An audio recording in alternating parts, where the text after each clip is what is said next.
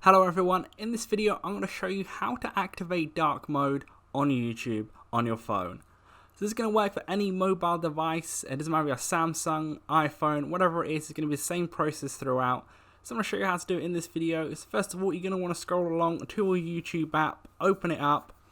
And then once you open it up, it's a relatively simple process. You're going to want to click on the top right hand corner where your profile picture is. You're going to want to go ahead and click the bottom part where it says settings. So you scroll down for that. You're going to get to this setting page right here. You're going to see all these options, but the only option you need is going to be at the top there.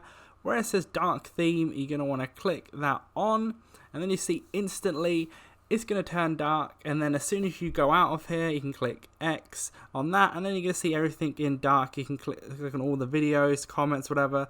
Everything's going to be dark on your phone. It's a similar type of process for the computer as well. But that's it for this video. Please do leave a like on it if it did help you out. Subscribe for more videos like this. And click on one of the other links on videos on screen or playlists. Click on one of them. But that's it for now. See you in the next video.